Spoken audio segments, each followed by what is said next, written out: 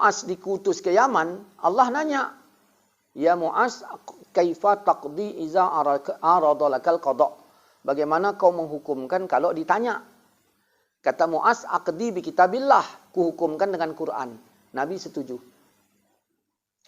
Setuju. Nabi nanya, "Fa illam tajid." Kalau enggak ketemukan dalam Quran bagaimana? Dengan sunnah Nabi. Nabi setuju Quran dulu. Datang Wahabi, enggak. Kalau Nabi tak bikin, tak boleh kita bikin. Berarti satu-satunya dalil adalah perbuatan Nabi. Ini fitnah, bid'ah, sesat. Gabung di sini. Fitnah, bid'ah, sesat. Ya. Lalu Wahabi solat. Rasulullah kalau solat itu, turun itu lutut dulu apa tangan? Lutut. Ada hadis, "Iza sajada ahadukum fala yabruk kama yabrukul ba'ir." Kalau sujud jangan kayak onta. Itu bukan perbuatan Nabi.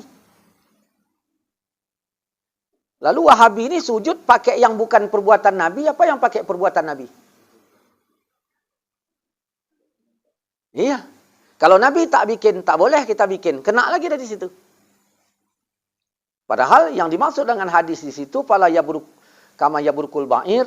Jangan kalian merunduk seperti onta. "Wal yada' yadaihi qabla rukbataihi." Hendaklah mendahulukan lutut sebelum tangan. Itu hadis itu juga itiraf itu. Kalau sujud jangan kayak onta. Jangan kayak onta. Nah, yang kita tanya siapa?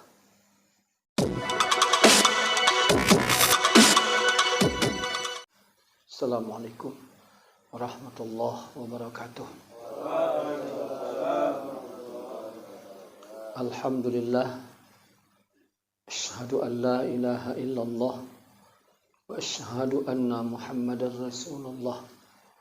Allahumma salli ala sayyidina wa maulana Muhammadin wa ala alihi wa sahbihi wa sallim. Bersyukur kita kepada Allah atas segenap limpahan rahmatnya, nikmatnya maupun amanahnya.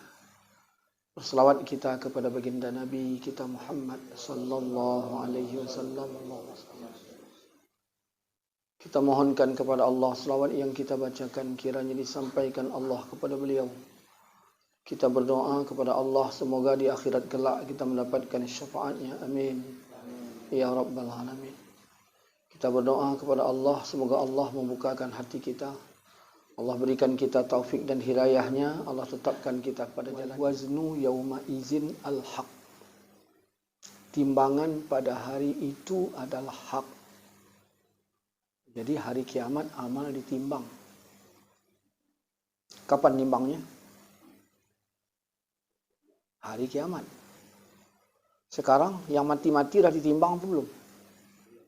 Belum. Jadi kalau belum ditimbang, ngapain itu? Yang amal-amal yang orang mati itu diapain?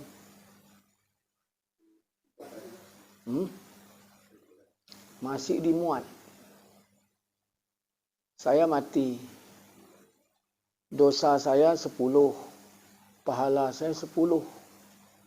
Nah, saya mati. Berarti kan belum ditimbang. Belum. Saya meninggalkan jariah. Sebelum saya mati kemarin, saya bangun masjid. Setiap orang masuk ke masjid, jadi pahala enggak untuk saya? Berarti masih naik. Pahala yang tadi 10 sedang naik. Kan begitu. Nah, selain saya bangun masjid, saya bangun bar.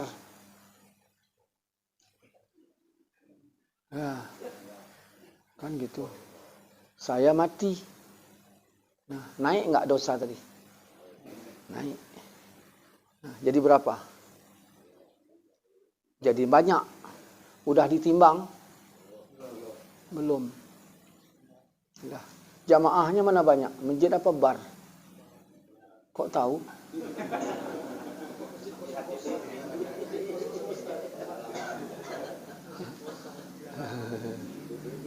Dah.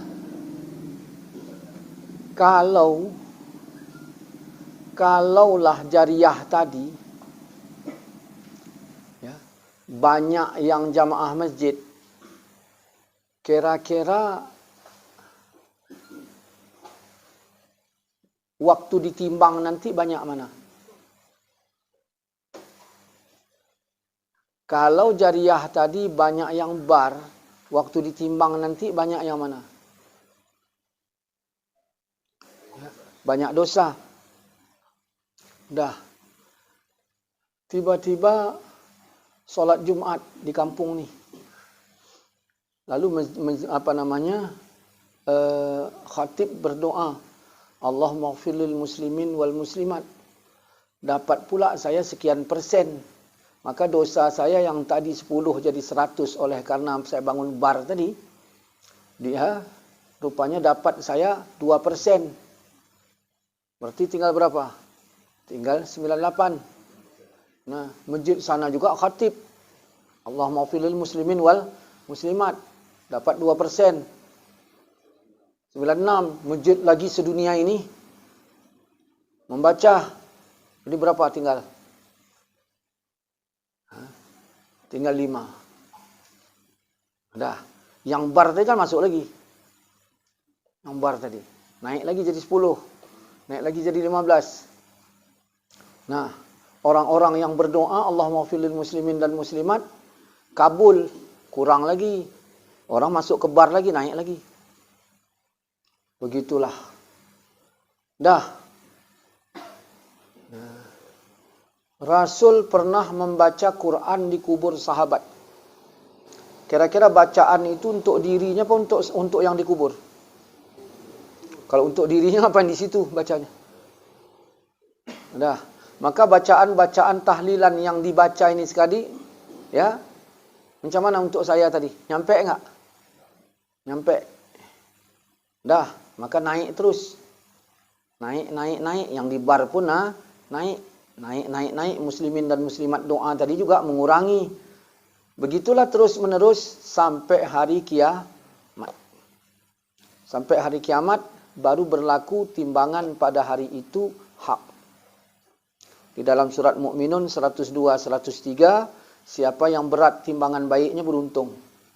Siapa yang ringan timbangan baiknya, dia merugikan dirinya sendiri. Fi jahannama khalidun, di dalam jahannam kekal. Saya tadi masuk yang mana? Yang 102 atau 103? Siapa yang berat timbangan baiknya beruntung. Siapa yang ringan timbangan baiknya dalam jahanam kekal. Tadi waktu saya mati dosa saya 10, pahala saya 10. Cuman ada jariah. Ada jariah. Masjid saya bangun, bar saya bangun. Nah, dari masjid menghasilkan pahala, dari bar menghasilkan dosa. Di situlah itu saling mengurangi. Dapat dosa ngurangi pahala, dapat pahala ngurangi dosa. Selain itu ada ilmu yang jangan yuntafa'u bihi, ilmu yang dimanfaatkan, bukan bermanfaat. Ilmu yang bermanfaat ada dimanfaat, ada enggak? Saya tanya sama Sudin, kau pandai baca Quran? Enggak bang. Nanti habis Isya aku datang ke rumahnya, aku ajari. 5 bulan saya ngajarinya, pandailah dia baca Quran. Saya bilang udah habis ilmuku. Yang lagi lah bang, udah habis. Lagi lah bang, udah habis, nggak ada lagi. Masa udah habis kau kuras 5 bulan ini, tak ada lagi.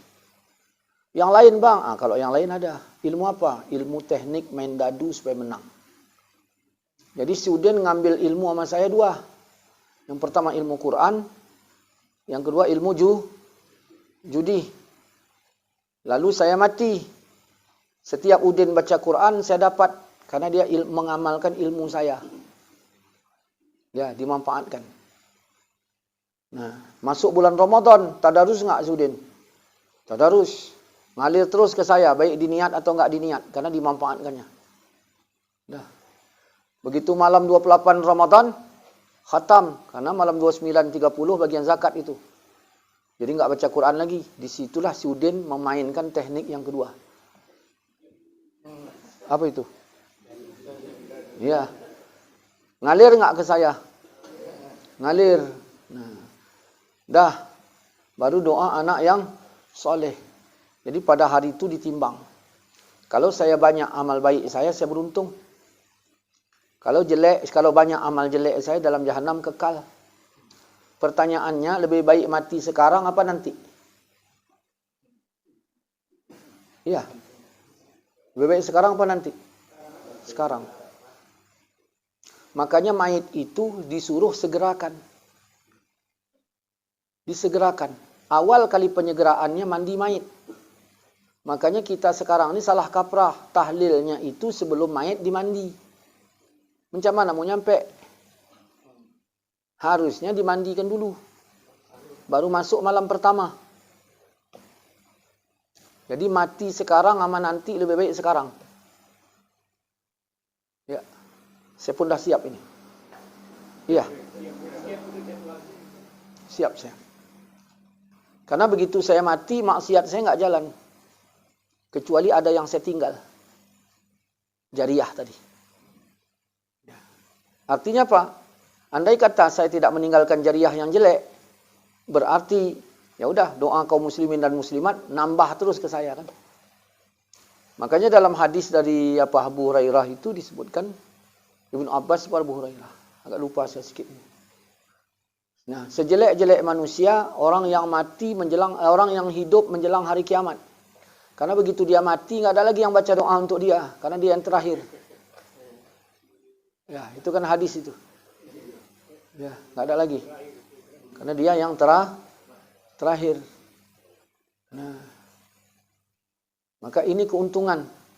Kemudian ingat ada hadis kursi. Ya. Aku kata Allah seperti yang kau sangka.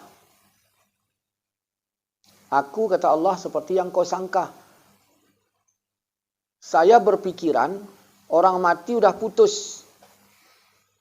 Saya berpikiran orang mati udah putus.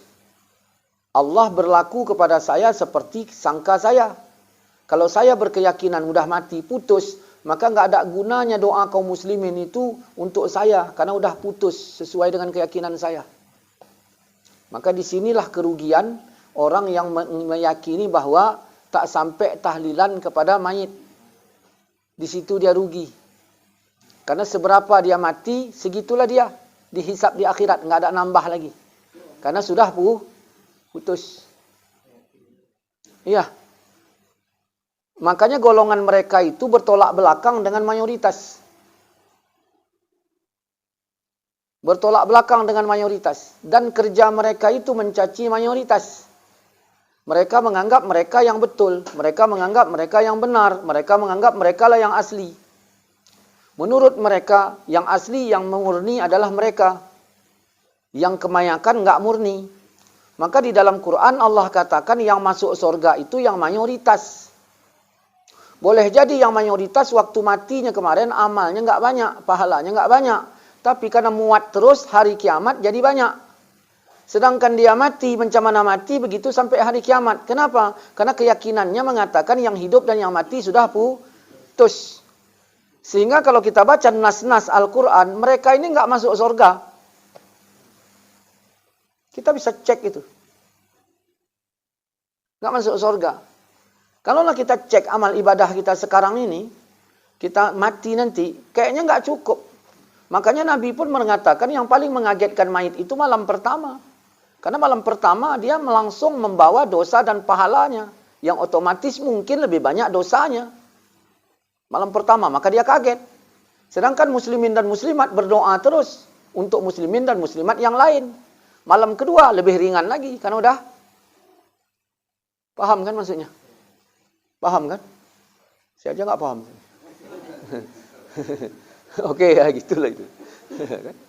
Udah, maka saya katakan mati sekarang lebih baik daripada mati nanti. Apa yang menjadi kebanggaan kita kalau mati nanti? Apakah sekarang kita tambah? Mana ada? Lebih banyak dosa kita itu ketimbang pahala.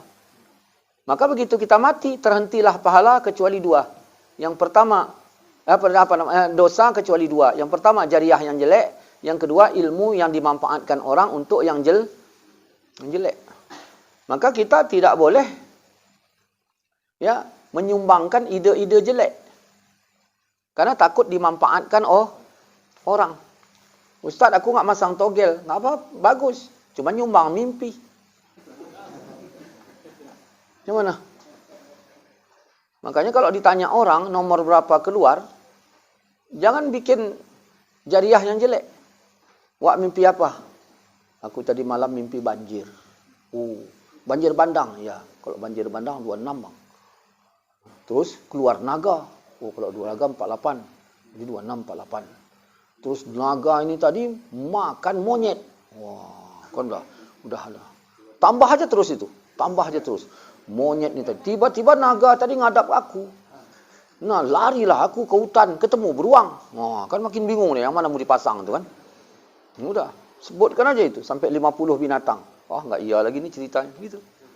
Ini nggak sepatahnya mimpi apa? Biawak. Gitu. Ya udah pasang kawan. Maka meninggalkan jariah yang jelek. Jadi begitu saya mati, nah, pahala kumpul, cuman belum ditimbang. Nimbangnya kapan? Di hari akhirat. Andaikan saya tadi dosa saya lebih banyak waktu mati, pahala saya sikit, lalu saya berkeyakinan nggak ada lagi kirim-kirim bacaan kepada mayit, berarti macam mana mati, begitulah nanti di akhirat. Quran mengatakan siapa yang ringan timbangan baiknya, dia telah merugikan dirinya sendiri dalam jahanam kekal.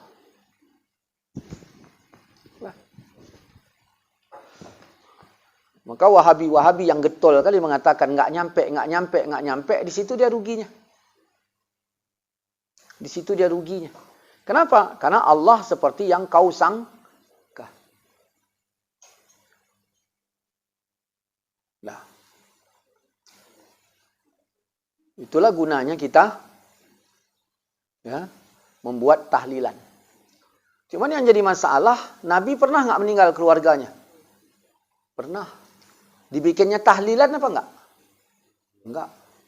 Maka Nabi tak bikin, tak boleh kita bikin. Di sini salah besarnya. Di sini letak salah besarnya di situ. Nabi tak bikin, tak boleh kita bikin. Berarti sumber agama ini hanya perbuatan Nabi. Nah, sempit enggak? Sempit. Hanya perbuatan Nabi.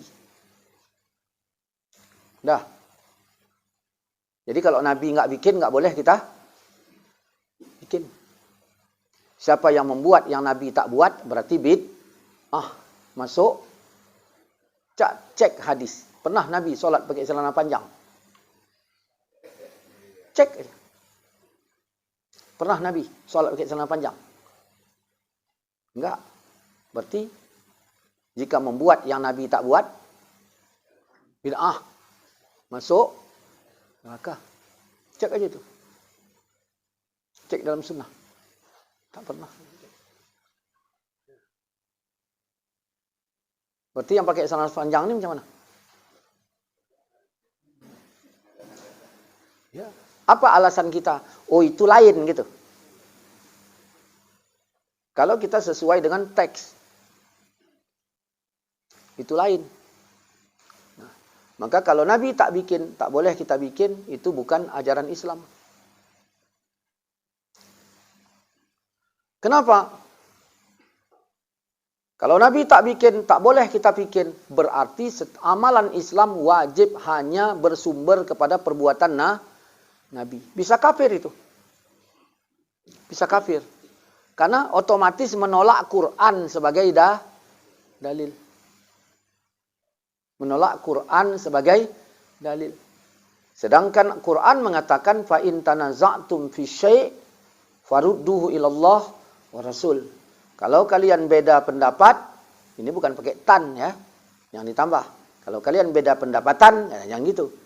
Kalau kalian beda pendapat, farudduhu, maka kembalilah kepada Allah, kepada Quran, kembali juga kepada hadis. Dah. Maka dalil ini mana yang utama? Quran, dalil. Karena Al-Quran mengatakan atiullah, taatlah kalian kepada Allah. Berarti Quran dulu. Nah. Wa rasul, dan taat kepada Rasul. Berarti mana dulu? Quran dulu, baru hadis. Dah. Arifin Ilham kreatifnya membuat zikir Asmaul Husna. Ya Allah, Ya Rahman, Ya Rahim, Ya Malik, Ya Quddus. Ada nggak Nabi bikin seperti itu? Nggak ada. Kalau kita ambil kaidah jika Nabi tak bikin, tak boleh kita bikin, Arifin Ilham bid'ah. Karena Nabi nggak pernah bikin. Kalau kita buka Al-Isra ayat 110, Udu'ullah aw udu'ur Rahman, kau panggil Allah, kau panggil Ar-Rahman, perintah apa enggak ini? Perintah. Kita baca lagi ayat. Ya ayyuhallazina amanu stajibu lillah walir rasul iza da'akum. Hai orang-orang yang beriman, penuhi seruan Allah, seruan Rasul. Kalau Allah dan Rasul nyuruh kamu, ternyata Allah memerintahkan, kata Allah penuhi. Ya Allah, Ya Rahman, Ya Rahim. Ada enggak perintah dari Quran? Ada. Nabi bikin apa enggak? Enggak. Kalau orang berkata jika Nabi tak bikin, tak boleh kita bikin, Arifin Ilham bid'ah. Kalau pakai Quran, Arifin Ilham selamat. Nah, ketika Mu'az dikutus ke Yaman, Allah nanya, Ya Mu'az, kaifa taqdi iza aradalakal qada'. Bagaimana kau menghukumkan kalau ditanya? Kata Mu'az, aqdi bi kitabillah, kuhukumkan dengan Quran. Nabi setuju. Setuju. Nabi nanya, fa illam tajid. Kalau enggak ketemukan dalam Quran bagaimana? Dengan sunnah Nabi. Nabi setuju Quran dulu. Datang Wahabi, enggak. Kalau Nabi tak bikin, tak boleh kita bikin. Berarti satu-satunya dalil adalah perbuatan Nabi. Ini fitnah, bid'ah, sesat. Gabung di sini. Fitnah, bid'ah, sesat. Ya. Lalu Wahabi solat. Rasulullah kalau solat itu, turun itu lutut dulu apa tangan? Lutut. Ada hadis, iza sajada ahadukum fala yabruk kama yabrukul ba'ir. Kalau sujud jangan kayak onta. Itu bukan perbuatan Nabi. Lalu Wahabi ini sujud pakai yang bukan perbuatan Nabi, apa yang pakai perbuatan Nabi? Iya. Kalau Nabi tak bikin, tak boleh kita bikin. Kena lagi dari situ. Padahal yang dimaksud dengan hadis di situ, fala yabruk kama yabrukul ba'ir, jangan kalian merunduk seperti onta, wal yada' yadaihi qabla rukbataihi, hendaklah mendahulukan lutut sebelum tangan. Itu hadis itu juga itiraf itu. Kalau sujud jangan kayak onta. Jangan kayak onta. Nah, yang kita tanya siapa? Yang kita tanya. Onta lah tanya. Jangan tanya orang. Karena Nabi bilang jangan kayak onta. Maka tengok onta. Ternyata onta depan dulu. Depan dulu. Tengok onta itu. Kecuali onta sirkus. Nah, kalau itu udah hilang dari tabiat asli onta. Onta depan dulu. Tengok itu. Maka Nabi bilang, jangan kayak onta. Otomatis lutut dulu. Maka Bin Bas menyebut dalam kitabnya Tuhfatul Ikhwan, sujud itu yang semestinya lutut dulu, bukan tangan. Beda dengan yang difatwakan Albani. Nggak masuk ilmiahnya dari hadis itu, nggak masuk. Nggak masuk. Nah, aslinya artinya apa? Gagallah mereka mempertahankan kalau Nabi tak bikin, tak boleh kita bikin. Kalaulah setiap yang dia dibikin, yang tak dibikin Nabi bid'ah, maka mereka masuk surga dari celana panjang solatnya itu aja udah masuk neraka dia itu. Karena Nabi tak pernah membuat itu. Yang kedua dari sujudnya mendahulu tangan pun banyak lagi tuh fatwa-fatwa yang nyelenehnya. Ya, dari kubur dekat masjid lah segala macam, banyak lagi tuh yang nyelenehnya itu. Banyak itu. Maka saya suka kalau dialog itu langsung gini. Jangan ditakut-takuti pakai titel. Ini profesor, saya nggak peduli. Saya mau profesor, kayak mau apa. Kayak. Pokoknya Quran hadis itu. Itu aja. Dah. Jadi mana duluan? Quran dulu baru hadis. Nah, Quran pun apakah setiap Quran bisa jadi dalil? Enggak bisa. Ada Quran yang udah dinasakh. Yang udah enggak boleh lagi diamalkan. Enggak boleh dijadikan dalil. Seperti Baqarah 62. Orang yang beriman, Yahudi, Nasrani, Sabi'in.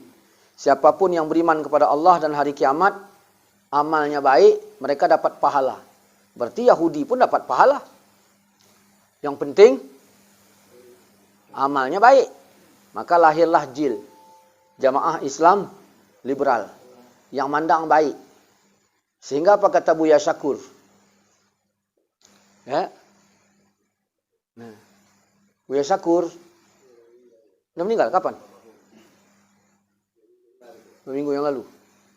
Nah, jadi orang kafir pun kalau baik masuk, ya ini ayatnya. Udah. Awak suka itu. Dah, yang kedua, kita tolak itu pakai Ali Imran 85. Siapa yang mencari agama selain Islam, agama tak diterima.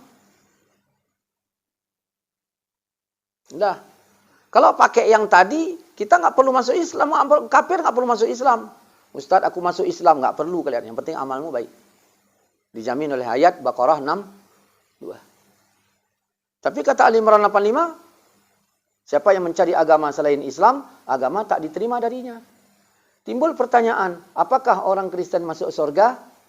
Kita pakai dalil ayat. Ayat yang mana? Enggak semua ayat menjadi dalil. Ya. Kita dengan Wahabi. Ya. Wahabi ayat mutasyabihat dijadikannya dalil. Allah di mana? Pasti pakainya Ar-Rahman 'alal 'arsy istawa. Kita tanya, itu ayat mutasyabihat apa muhkamat? Karena Allah bilang, فَأَمَّا الَّذِينَ فِي قُلُوبِهِمْ زَيْغٌ فَيَتَّبِعُونَ مَا تَشَابَهَ. Adapun orang yang di dalam hatinya condong kepada kesesatan, dia mengikuti ayat mutasyabihat. Semua Wahabi mengatakan Allah bersemayam di aras pakai ayat mutasyabihat. Sedangkan Quran mengatakan hunna umul kitab. Yang dijadikan umul kitab itu ayat muhkamat. Tanya Abdul Somad, Allah di mana? Pasti dia jawab walam yakun lahu kufuwan ahad. Allah di mana? Pasti dia bilang laisa kamitslihi syai'. Allah di mana? Pasti dia bilang la ghaniyun 'anil 'alamin. Semuanya ayat muhkamat. Ya. Saya ditanya ya pakai ayat muhkamat, enggak saya pakai ayat mutasyabihat. Karena ayat mutasyabihat wajib diyakini artinya, wajib diyakini ayat dan artinya, kemudian tak boleh menjatuhkan kreatif kita berpikir di dalam ayat mengenai ayat tersebut.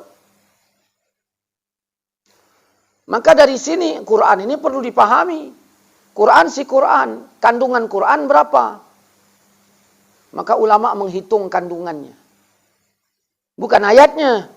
Ulama menghitung kandungannya. Di dalam Quran ada 1000 perintah, dalam Quran ada 1000 larangan, ada 1000 janji pahala, ada 1000 janji dosa, ada 1000 kisah, 1000 perbandingan, 500 halal haram, 100 doa dan tasbih, 60 nasikh dan mansukh, maka total 6660.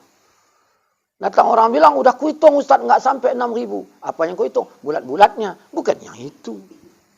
Kandungannya. Bukan bulat-bulatnya. Bulat-bulatnya upin-upin, bisa ngitung.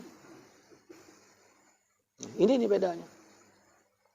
Nah Nabi kemudian kalau beda pendapat kembali ke Quran dan hadis pun begitu juga. Hadis Nabi mengatakan dulu kularang kalian ziarah kubur. Datang orang bertanya, boleh nggak ziarah pakai hadis yang ini? Nggak boleh. Sekarang kata Nabi ziarahlah. Nah, jadi kalau beda pendapat kembali ke Quran dan hadis. Lalu orang bertanya, saya jawab pakai hadis yang ini. Boleh nggak? Nggak boleh. Karena udah dibatalkan oleh hadis yang ini. Begitu. Nah, sama kayak orang tahlilan. Boleh? Nggak boleh. Kata dia. Kenapa? Karena ada An-Najm 3839. Maka tak boleh tahlilan. An-Najm 3839 udah dibatalkan oleh Tur 21. Lalu ini masih dipakai. Ya kan? Dulu SBY presiden, sekarang Jokowi. Lalu mintanya tanda tangan SBY sebagai presiden. Nggak bisa lagi. Udah dinasah. Udah zaman Jokowi. Nah, ke depan nanti baru zaman amin. Ya. Saya politik nggak saya urusilah. Politik ini terserah mau milih siapa. Ya kan? Mau milih yang diusung Surya Paloh, nggak masalah. Mau milih wakilnya Muhaimin juga nggak masalah. Ya, kan saya nggak urusin itulah. Oke, kita lanjut masalahnya. Jadi ada nasakh, nasikh, dan mansukh. Ada ayat-ayat yang dibatalkan, itu totalnya 60. Maka hati-hati orang menafsirkan Quran. Dia harus tahu itu dulu. Ayatnya itu kemana. Jangan ayat pembatal, ayat yang udah dibatal, lalu dipakainya untuk yang sekarang. Nggak bisa. Tanda tangan SBY. Tengok tanggalnya 2023, nggak bisa. Nggak cocok. Maka kita harus bijak ini di dalam memahami nas. Nah, jadi kita sekarang posisinya bukan lagi sahabat yang dekat dengan Nabi. Ini Quran, ini hadis, ini sahabat. Tinggalnya di Madinah. Mereka wajib baca Quran, tanya Nabi. Dah. Sahabat yang tinggal di Yaman, ya, jauh dari Nabi. Jadi mereka itu 3. Quran, hadis, ulil amri. Karena udah masuk dia Mu'az bin Jabal kemari. Yang di sini langsung Quran, hadis. Karena memang dia bertemu dengan Nabi. Baca Quran, tanya sama Nabi, selesai. Yang di Yaman, jauh dengan Nabi. Bacanya Quran, ikutinya hadis, harus pakai ulil amri. Dah. Nah, kita sekarang di mana posisinya? Ke bawah lagi. Maka siratal ladzina an'amta 'alaihim. Jadi ihdinas siratal mustaqim, tunjukkan kami jalan yang lurus. Jalan yang lurus itu yang mana? Yaitu jalan orang. Kita nggak bisa membuang orang itu. Ustadz kalau langsung aja ke Quran dan hadis, tidak mengikuti ulama, tidak mengikuti orang itu, kau sesat. Yang bilang sesat apa? Baca An-Nisa 84. Orang yang menginginkan kebenaran, kebenaran itu dapatnya dari Rasul dan ulil amri. Gitu. Dan ini bisa dicek. Makanya kita mesti bermazhab. Orang bertanya, masa Rasul apa udah ada mazhab? Ada. Dia pede kali dia bilang, masa Rasul kan nggak ada mazhab. Pede kali dia. Dari situ aja dia udah salah kaprah. Masa Rasul nggak ada mazhab, tak bisa. Karena untuk apa Rasul mengutus Mu'az ke Yaman? Rasul masih hidup. Orang Madinah kenapa nggak diutus Nabi? Kenapa? Karena langsung berhadapan dengan Nabi. Orang Yaman pikirannya selain 1000 kepala, 1000 otak, berbeda pikiran. Kalau setiap orang mengambil pikirannya sendiri, Islam bagaimana mau bersatu? Maka diutus. Kaifa taqdi iza aradalakal qada. Bagaimana kau menghukumkan kalau ditanya orang kepadamu? Maka dijawab oleh Mu'az, aqdi bi kitabillah, dengan Quran. Kalau enggak ketemukan dalam Quran, baru sunnah. Kalau enggak ditemukan. Berapa banyak fatwa Wahabi yang ada di dalam Quran, ada di dalam hadis, lalu dia mengatakan tak boleh. Seperti zikir zahar setelah sholat. Dia bilang bid'ah. Padahal ada. Hadis dari Abdullah bin Zubair. Riwayat Imam Muslim. Bisautihil a'la, suara Nabi lantang tinggi. Mau dibilang hadis tak sahih, Albani bilang sahih. Macam mana? Coba kita tanya Wahabi, nggak boleh bid'ah. Cuman muridnya kayak kerbau dicucuk hidung. Apa kata guru? Kayaknya yakin kali dia bertaklid kepada gurunya lewat hadis yang dipahami oleh otak gurunya. Maka kita tanya Wahabi itu, kau zikir berjamaah? Enggak. Kenapa? Bid'ah. Kita tanya, dari mana kau tahu? Yang nggak ada dalam nas. Dari mana kau tahu nggak dalam nas? Nggak ada dalam hadis. Dari mana kau tahu nggak dalam hadis? Yang nggak dalam sunnahnya. Dari mana kau tahu? Terakhir ujung-ujungnya, guruku. Berarti kau anti zikir berjamaah berdasarkan guru. Taklid nggak itu? Saya tanya, Wak Udin, Wak zikir berjamaah? Ya. Kenapa?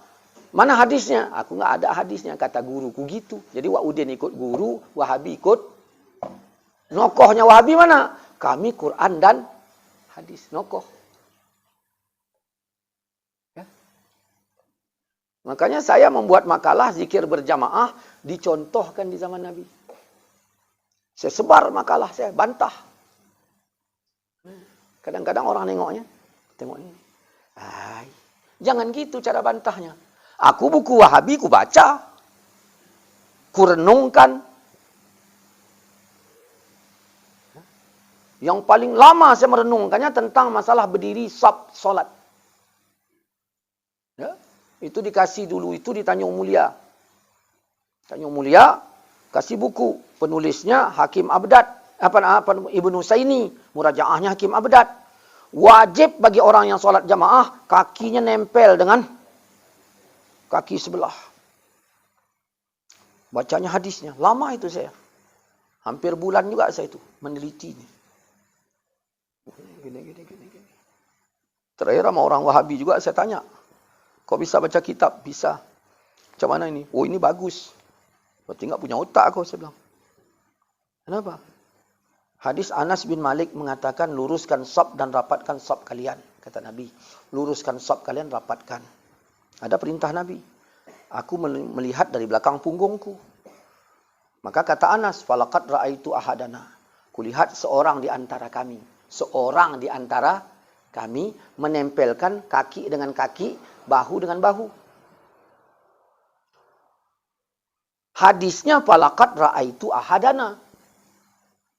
Seorang di antara kami menempelkan bahu dengan bahu. Diterjemahkan bukan begitu. Aku melihat para sahabat saling. Saya tanya, betul nggak terjemahannya ini? Kau bisa baca kitab. Maksud saya, kok nipu-nipu? Anas berkata, ada satu orang yang nempelkan kaki dengan kaki, kata Anas. Berjamaahnya masa Nabi berapa orang? Katakan 10. Berarti cuma satu yang menempelkan kaki. 9-nya tidak, termasuk Anas bin Malik.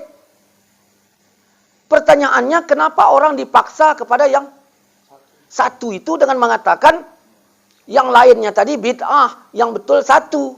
Anas saja periwayat itu nggak bikin. Saya selalu tanya itu. Macam mana ini? Nah, terakhir apa? Nah, udahlah, jangan dengarkan, jangan bersyubhat sama dia. Jadi fitnah lagi. Jangan bersyubhat sama Ustaz Abi Maulana, jangan. Jangan duduk bersama dia. Jangan dengarkan cakapnya. Salah lagi berdasarkan Quran Az-Zumar 18.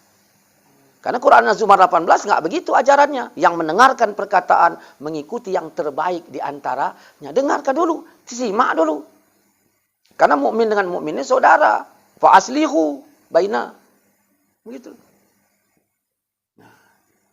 Jadi di sini letak salahnya.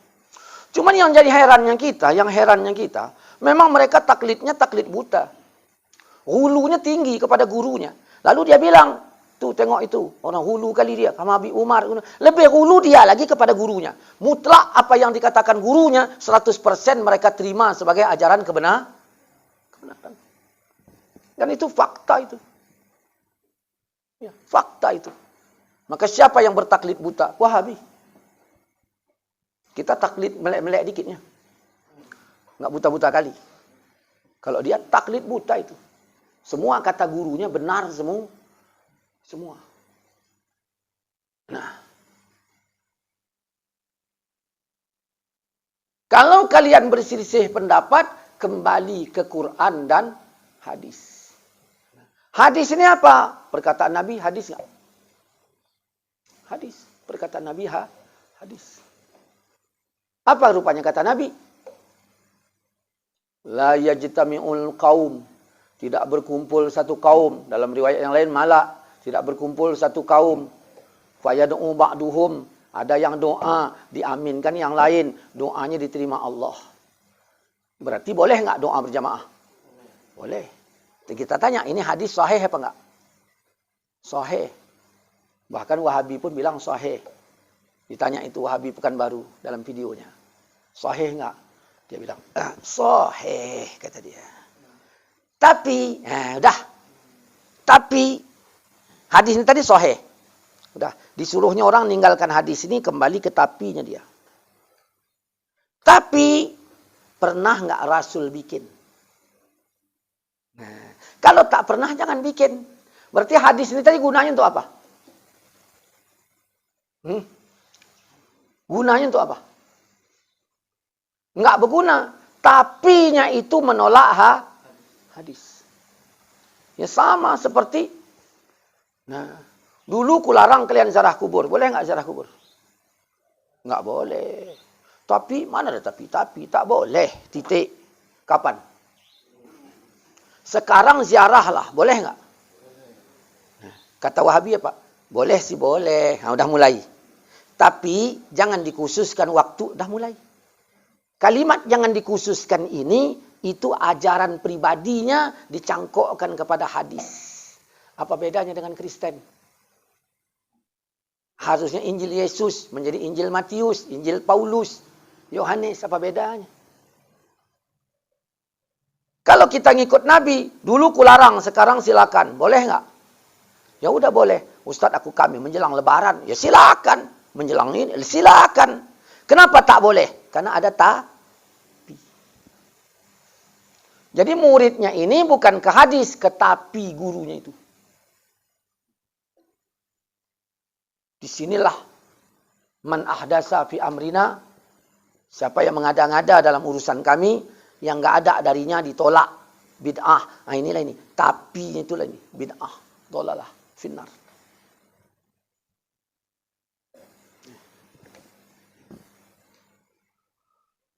Banyak lagi itu. Kalau mau kita bahas. Apalagi kenduri kematian. Tak boleh kan? Kenduri kematian tak boleh. Alasannya apa? Alasannya nggak boleh kenduri kematian.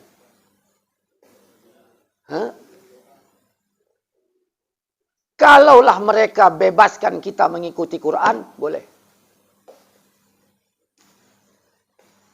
Ya, Cak Ustaz baca itu Ali Imran ayat 133. Ali Imran ayat 133.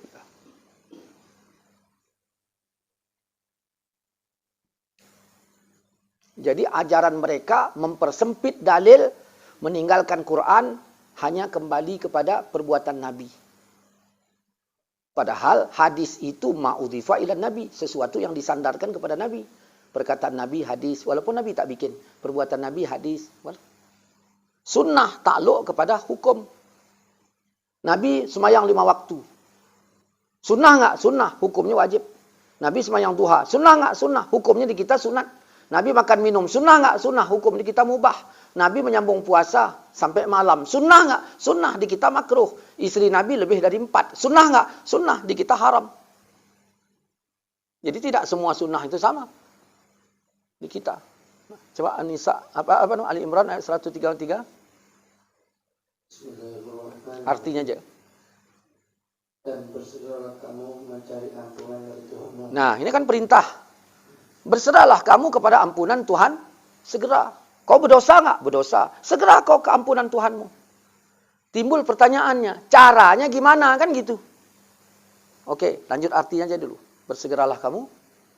Mencari ampunan Tuhanmu dan mendapatkan surga yang luasnya seluas langit dan bumi. Nah, bersegeralah kamu dua. Kepada ampunan, bersegera kepada surga yang luasnya seluas langit dan kata mereka, yang bukan mereka syirik, bid'ah, kaum kuburin dan sebagainya. Yang mereka lah sebenarnya yang umat Nabi. Yang masuk surga cuman mereka. Luas surga seluas langit dan bumi. Apa enggak kebesaran surga untuk dia tok? Wa'udin pesta, motong 10 sapi. Diundangnya orang 2000. Hujan lebat, datang 60. Salah prediksi enggak? Apa mungkin Tuhan salah prediksi membuat sorga selebar langit dan bumi, sedangkan yang masuk sorga dia tok?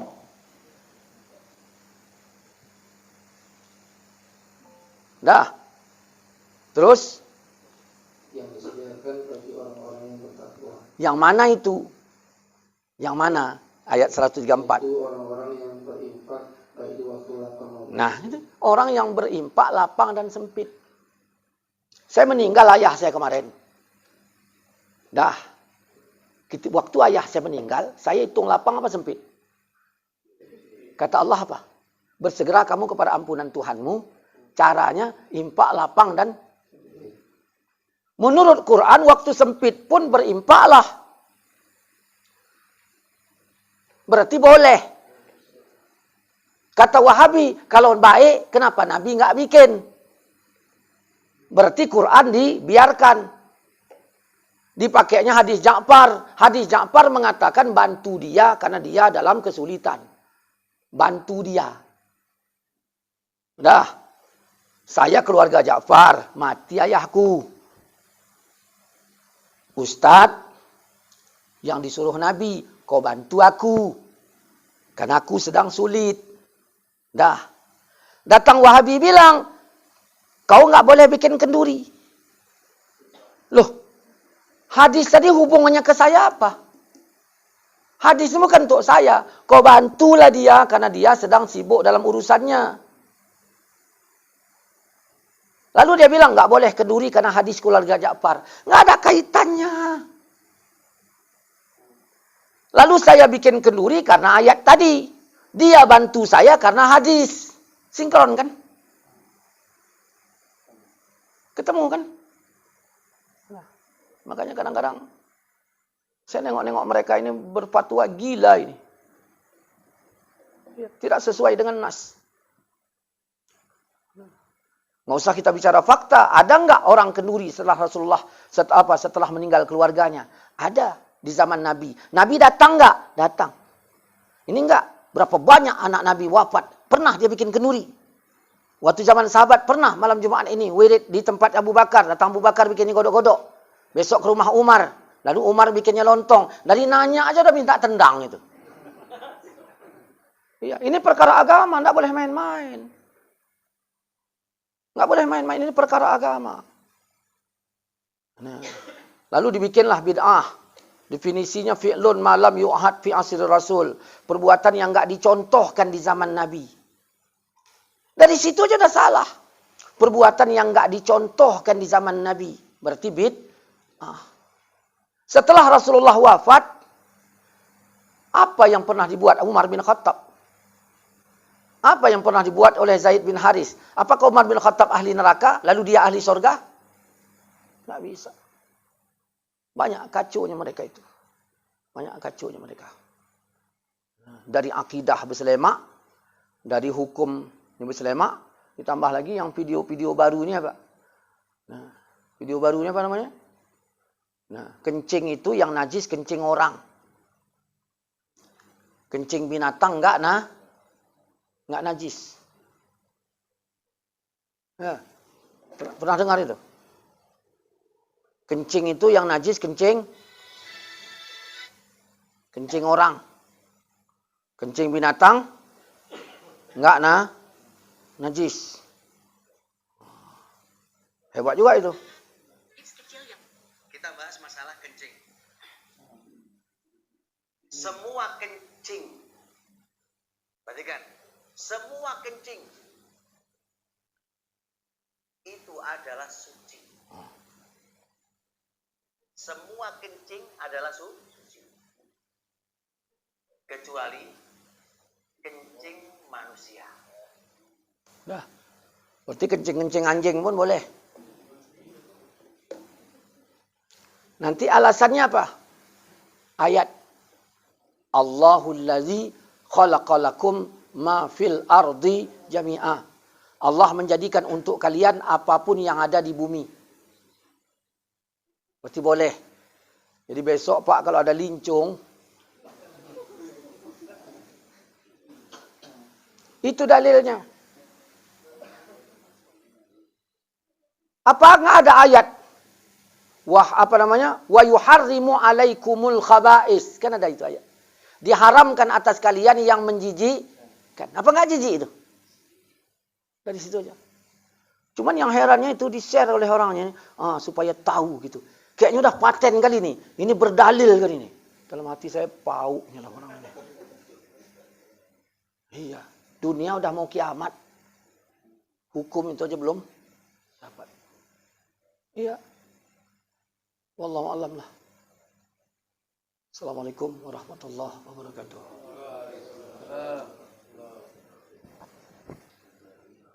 Terima kasih pada satu Maulana yang sudah menyampaikan paparannya dan dosennya tadi.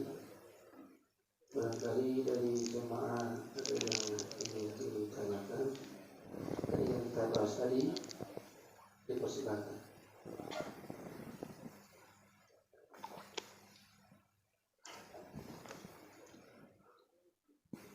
Assalamualaikum warahmatullahi wabarakatuh. Waalaikumsalam warahmatullahi wabarakatuh. Saya mau menanyakan Ustaz tentang apa tadi yang menjadi bangun masjid, sehingga namanya ganti tahun kelamin, sudah itu saat dibongkar katanya bangun pertama, tapi kok dibongkar ya bangun bapakku, ngalir lagi pahalanya ini gimana ini? Timbunnya dibuang kemana timbunnya? Timbunnya dibuang ke situ apa ditimbunkan terus itu? Sebenarnya kadang dijual orang itu ke orang lain gitu misalnya, atau kadang ganti misalnya yang diganti lah misalnya banyak karpet apa semua jadi. Sebenarnya tak boleh menjual barang wakaf. Itu tak boleh menjual barang wakaf. Makanya jangan kita membongkar masjid ini karena alasan yang bukan syar'i. Misalnya apa? Ini masjid perlu dibesarkan. Nah, gitu. Makanya membangun masjid ini tidak boleh dia musyawarah sikit. Sekian orang musyawarah terus bangun gitu, nggak bisa. Libatkanlah yang lain supaya nanti ketahuan itu pikirannya itu lebih luas. Nanti kalau satu saat gini gimana, kalau satu saat gini gimana, gitu. Ini kadang-kadang musyawarah orangnya terlalu sikit, akhirnya juga cara pikiran juga nggak normal kali, sehingga hanya terombak sampai sekian tahun dirombak lagi, gitu jadinya. Kenapa? Karena itu pentingnya tanah wakaf itu akan mengalir nanti kepada pada orang itu. Makanya kalaupun memang ini harus dibangun, naikkan aja, jadikan itu keramiknya tanah timbun. Ya. Jadi pertanyaannya apa? Jadi kalau dihancurkan itu berarti kan nggak ngalir lagi sama yang bangun. Kalau memang udah nggak ada lagi di situ, ya udah dialah yang menghentikannya. Iya. Nah, cuman kita pun jangan gara-gara itu tambah dosa. Ini kan bangun ayahku. Terakhir apa? Nah, udah harta ayahnya tadi udah dipindahkan. Gara-gara masjid ini dibangun lagi, ditambah pula dia berkelahi, ya udahlah. Ya kan? Tambah lagi, ya udahlah sampai segitulah mungkin. Ya, sampai segitu. Ka'bah pun dulu itu, Masjidil Haram pun kan gitu juga itu. Ya memang udah begitulah. Udah masanya bongkar. Artinya nggak bisa juga dipertahankan, harus begitu. Ya, makanya harusnya libatkan masyarakat juga. Karena masjid ini kan punya masyarakat.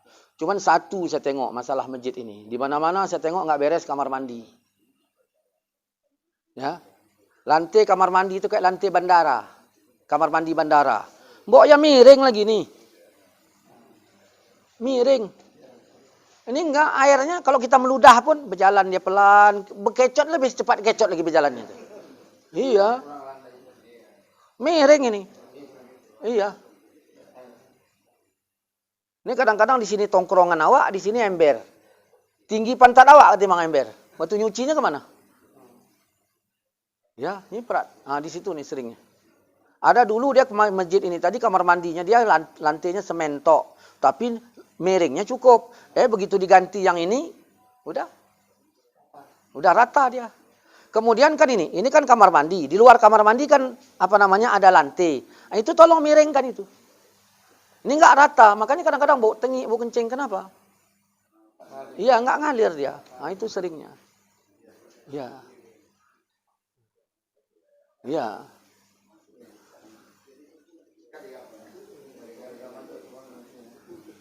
Assalamualaikum warahmatullahi wabarakatuh.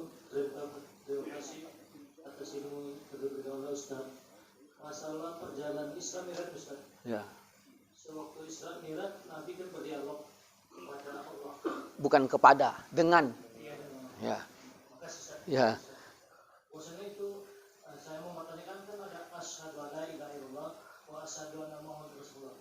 Yang asyhadu alla ilaha illallah itu siapa bersaksi, Ustaz? Udah. Dan siapa yang menyaksikan? Oke. Udah ya. Udah. Nabi Muhammad Isra Mi'raj itu menemui Allah atau bukan? Bukan. Karena ayat mengatakan linuriyahu min ayatina. Untuk kami tunjukkan tanda kebesaran kami. Bukan untuk kami tunjukkan diri kami. Maka ketika ada orang Wahabi mengatakan Allah itu di atas, buktinya waktu Rasulullah Mi'raj ke atas, itu salah. Karena ayat mengatakan linuriyahu min ayatina. Coba baca itu. Subhanallazi asra bi'abdihi lailam minal masjidil haram ilal masjidil aqsa.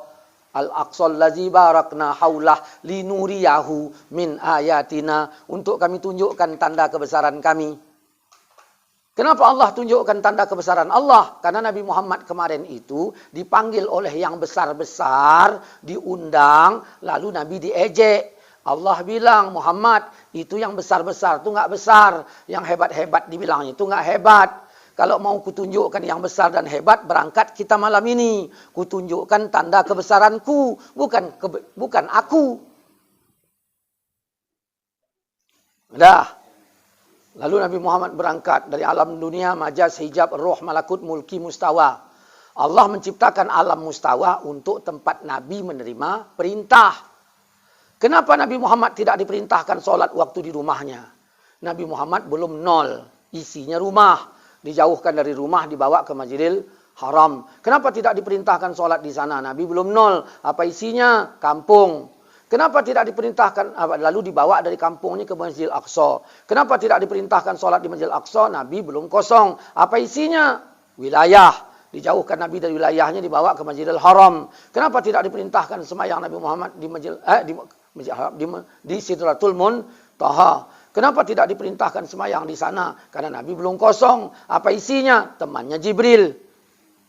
Maka dijauhkan Nabi Muhammad dari temannya. Di situ tak berwilayah, tak berkampung dan tak berumah. Di sini hanya ada Nabi Muhammad SAW tanpa segala yang ada di situ. Ya, Jibril tak ikut. Nah, lalu sampai di sana, Nabi Muhammad tahiyat. At-tahiyatul lillah, segala penghormatan milik Allah yang tidak dicemari oleh teman, oleh wilayah, oleh kampung dan tak ada lagi rumah. Di situ Nabi Muhammad betul-betul sendiri, maka disitulah Nabi kosong. At-tahiyatul lillah, segala penghormatan milik Allah. Yang Bapak tanyakan tadi, aku bersaksi, kalau dipakai kata saksi, ya saksi. Cuman dalam Arab ini ada lafaz, ada murad.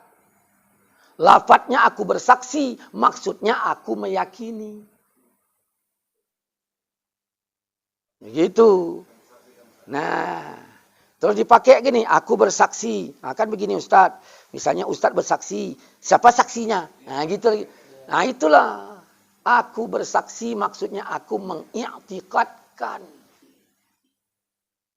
bahwa tiada Tuhan selain Allah. Udah ada ini buka. Aku mengiktikadkan bahwa tiada Tuhan selain Allah. Begitu, bukan kata saksi itu aku bersaksi. Nah, lalu dia bilang, kau sudah menyaksikan Allah. Macam mana? Baru kita tanya, wa syahadu anna Muhammadar Rasulullah bagaimana? Nanti dibagi lagi. Maksudnya Muhammad yang mana? Muhammad yang di dalam diri. Mana ada yang gitu-gitu? Nah, Muhammad yang mana Ustaz? Muhammad kan banyak. Saya bilang Muhammad yang kuburnya di Madinah. Nah, terus yang mana lagi? Masa yang mana lagi? Cuma satu. Nah, itulah. Jadi aku mengiktikadkan bahwa tiada yang berhak disembah kecuali Allah. Dah. Kemudian kapan kita mulai syahadat? Ya bacalah Quran. Ketika Allah dulu roh kita ini roh kita dah kenalnya cuman Allah. Ini nggak bisa saya wujudkan, cuman untuk menyontohkan aja. Roh kita dikenalnya sama Allah. Allah kenal roh, roh kenal Allah. Akrab. Dah. Tiba-tiba roh ditiupkan ke jasad. Waktu 4 bulan. Nah, jadi roh ini tadi kenal jasad. Yang tadi hanya kenal Allah. Sekarang kenal jasad. Maka Allah nanya kepada roh, kesetiaan roh. Alastu birabbikum. Bukankah aku ini Tuhanmu? Maka dijawab, bala syahidna. Artinya apa? Roh masih jujur. Ya, kau Tuhanku, syahidna. Nah, disitulah kita mulai bersaksi.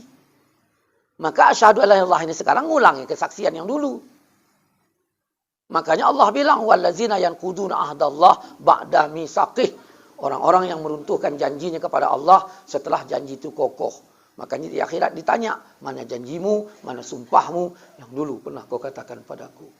Tak bisa awak jawab, barulah dasar memang buaya, pandai bersandiwara. Kalau memang ada, hanya aku, kenapa ada di? Ya, maaf dariku bukan untuk kau ulang. Nyanyi siapa itu, lupa saya. Ya. Jadi kita mengulangi kesaksian yang dulu. Nah, makanya sejak itu dititipkan kepada emak. Maka roh mengenal jasadnya dan jasad emaknya. Lahir, begitu lahir, sudah mengenali ayahnya dan yang lain-lain. Maka Nabi berpesan, apabila lahir anak, diazankan di kuping kanan, dikomatkan di kuping kiri, lam tadurruhu sibyan, enggak diganggu setan. Begitu besar, bukan lagi hanya emak ayah, wa tawasau bil haq, wa tawasau bis. Nah, ini. Dulu saya waktu terdampar di pulau, saya bertemu anak gadis di pulau itu, namanya si Bedah. Kami akrab dengan si Bedah. Bedah akrab saya akrab dengan si Bedah. Begitu sudah akrab, saya bilang, saya mau pulang. Nah, apa kata si Bedah? Abang kan bakal pulang, berarti meninggalkan negeri ini. Iya. Tentu abang bakal banyak bertemu perempuan di luar sana. Pada saat abang menemui wanita di sana, masih aku enggak yang abang cinta. Dulu roh itu kenal dengan Allah, tidak kenal yang lain. Begitu ditiupkan roh ke jasad, Allah tanya, alastu birabbikum. Begitulah istilahnya. Wallahu a'lam.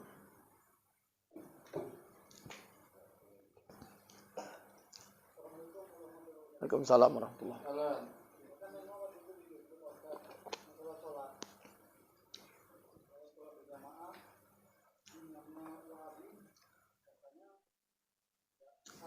Bukan nggak sah, makruh.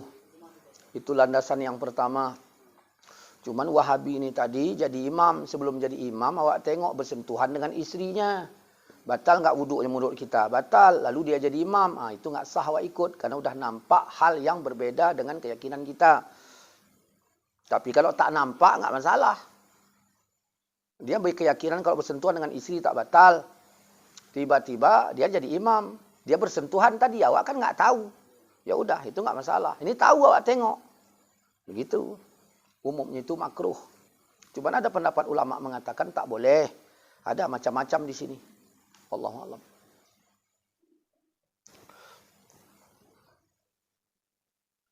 Halo, Pak. Satu lagi mungkin. Baik.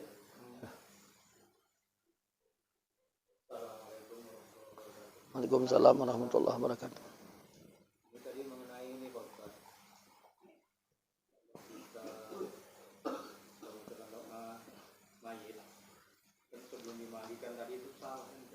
Bukan sebelum mandi salah. Kalau belum dimandikan, nggak nyampe ke dia. Karena dia belum suci. Ya.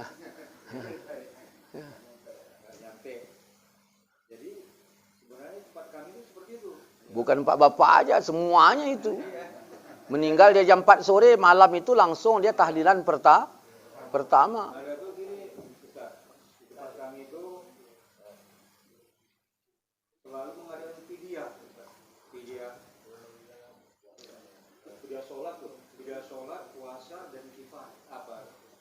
Pokoknya macam-macam lah. Ya.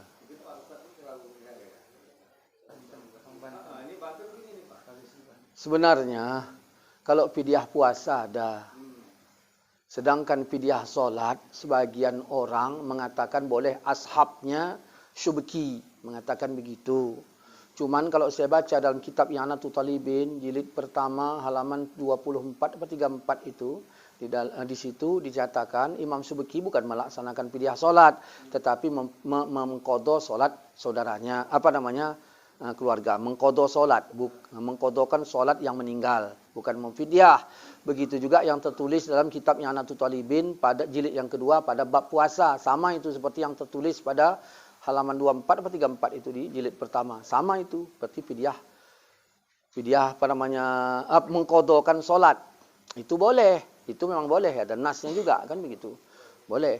Cuman adapun fidyah untuk solat, saya kurang sependapat itu di situ. Kurang sependapat. Cuman andai kata diinikannya jadi sedekah, bukan jadi fidyah yang melunasi.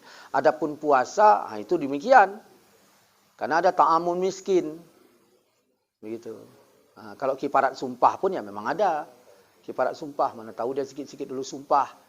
Makanya kita dilarang bersumpah. Ini sikit-sikit kita sumpah. Kau ngambil sendalku. Demi Allah. Jangan cepat kali demi Allah. Enggak ada. Bukan aku. Yang betul. Sumpah kau. Aku mau bersumpah. Tapi kalau didesak, pasti ya kau. Kalau berani kau bersumpah, baru bersumpah. Ini enggak sikit-sikit sumpah. Enggak didesak pun.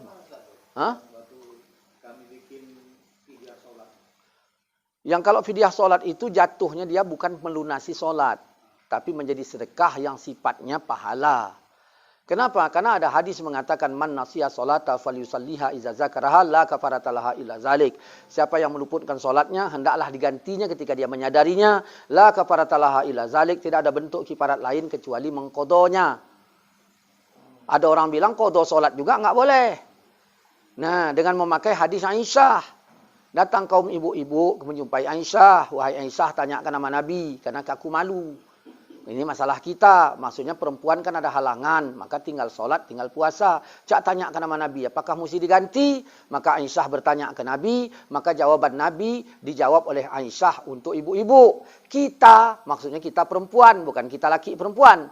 Kita kalau tinggal solat dan puasa. Kita tidak disuruh mengqadha solat. Tapi kita hanya disuruh mengqadha puasa. Maksudnya kalau tinggal karena halangan.